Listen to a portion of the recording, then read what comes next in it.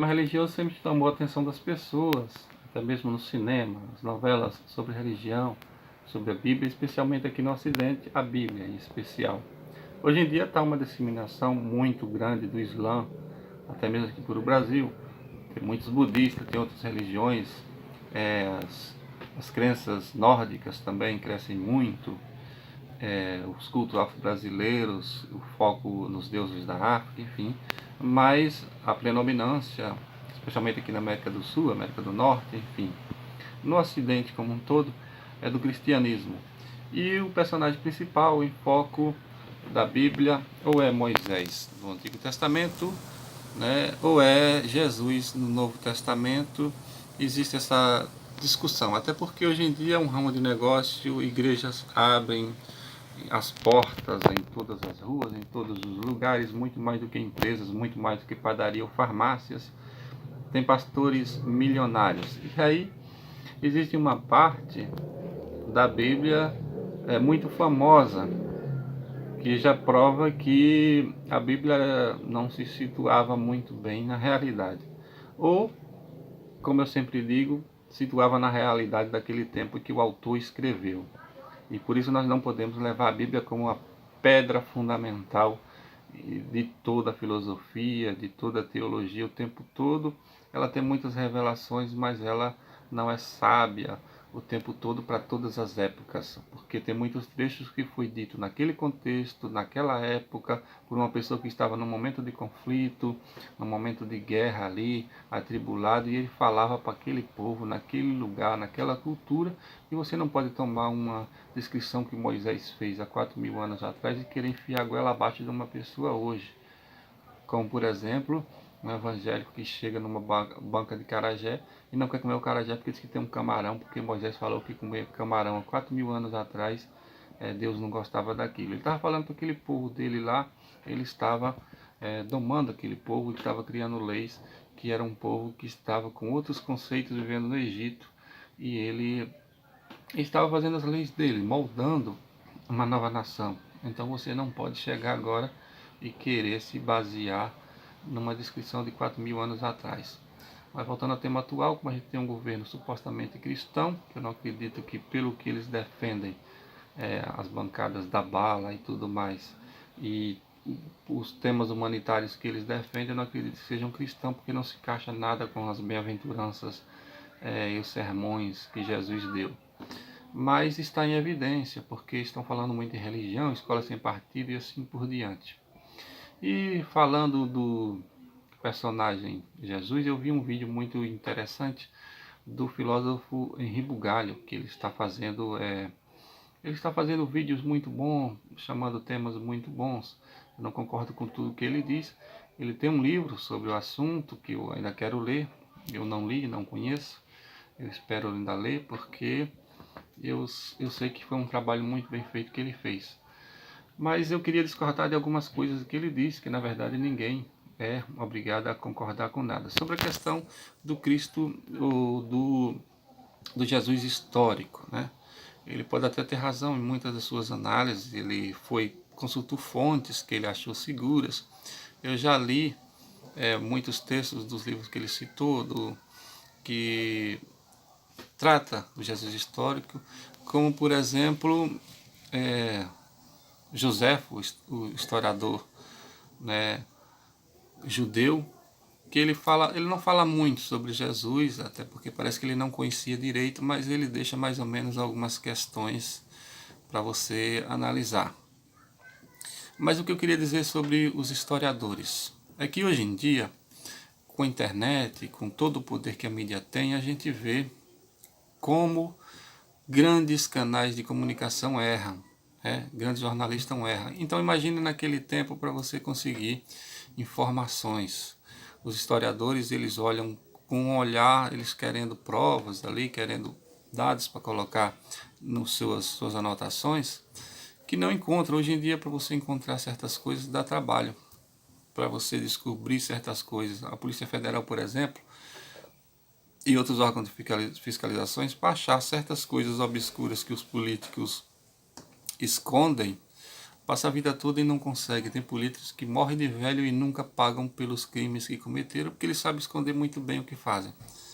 Então, naquele tempo, para você encontrar certos vestígios de certas coisas, para você descobrir, por exemplo, coisas da vida de Nero, coisas da vida de Herodes, de Pilatos e assim por diante, é impossível. Então, por os historiadores não terem encontrado, não quer dizer que não tenha acontecido.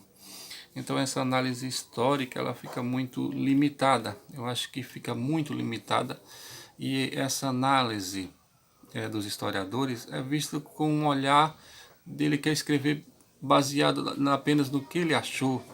E ele não quer muito levar em conta o que ele não achou.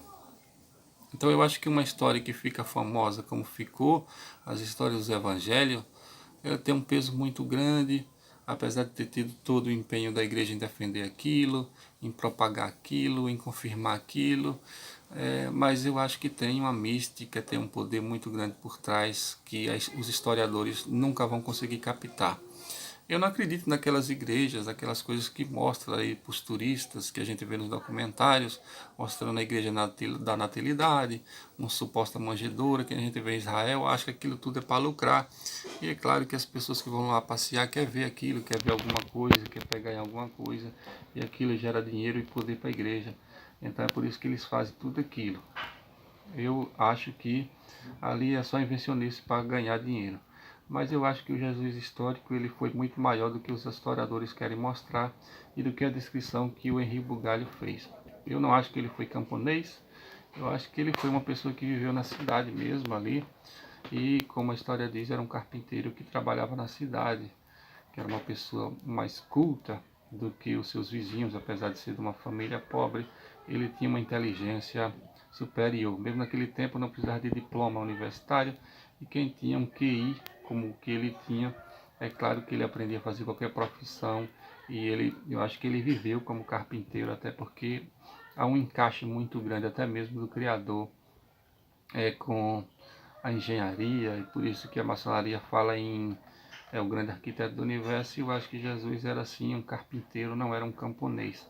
E eu também não acho que ele foi morto e jogado numa vala comum, como os historiadores querem dizer. Eu acho sim que ele foi crucificado, porque era o costume dos romanos na época, vários grandes historiadores já testaram isso, mas é claro que há muita coisa na história de Jesus, não se sabe bem o que ele falou, o que ele defendeu de fato, o que a igreja modificou, mas eu acho que Jesus ele é maior do que os historiadores veem e não é do tamanho que os religiosos querem colocá-lo como Deus, no mesmo patamar de Deus.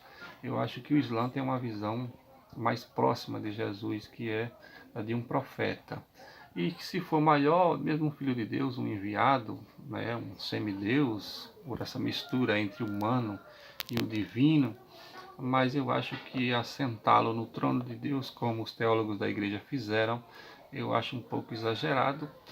E não vejo o meu questionamento como blasfêmia, né? Nem eu sou uma pessoa que sou anticristianismo, não sou. Eu cresci no catolicismo, eu fiz primeira comunhão, eu frequentava muito a igreja, deixei de ir à igreja porque discordo de todas as suas linhas de raciocínio e para a igreja é assim, ou você segue ou você não é bem-vindo na igreja. Você tem que ir sem contestar o que defende os líderes religiosos, por isso que quem defendia a teoria da libertação ficou excluído na igreja, porque a igreja ela é muito dominadora, é uma espécie de ditadura religiosa. Então, eu acho que Jesus é isso. Jesus ele é um ser muito importante, que ele é maior do que o que os historiadores veem. E ele não é tão grande como os religiosos veem. Ele é importante, resistiu ao tempo, aos ataques. A sua história gera milhões, deixa pessoas ricas só em usar as suas histórias. Mas voltando para finalizar o vídeo, a questão lá da frase do Gênesis que eu entrei em outros assuntos e não respondi. Existe uma frase muito famosa que diz: "E viverás do suor do teu rosto". Então isso já mostra a desatualização da Bíblia em relação a prever o futuro. Porque o que mais tem hoje em dia são pessoas que vivem do suor do rosto dos outros, como é o caso dos banqueiros, os políticos e os próprios religiosos. Hoje em dia tem pastores bilionários que nunca pegaram numa ferramenta, ou agrícola ou na cidade, nunca trabalharam em nada. Enriqueceram apenas com manipulação de palavras e usando a história da Bíblia. Então, esse contexto de viverás do suor do teu rosto não casa para a maioria das pessoas hoje em dia que vive de manipulação. Está cheio de vídeos na internet de dobre sua renda, agências de investimento dizendo você vai triplicar sua renda sem sair de casa, sem fazer nada. Então, essa é uma atualização que a Bíblia deveria fazer. Só vive do suor do rosto os miseráveis, os pobres, os muito pobres. Hoje em dia as pessoas vivem de manipulação. E se fosse para seguir realmente assim, os religiosos teriam que doar pelo menos 70% de sua fortuna e deixarem de ser cara de pau.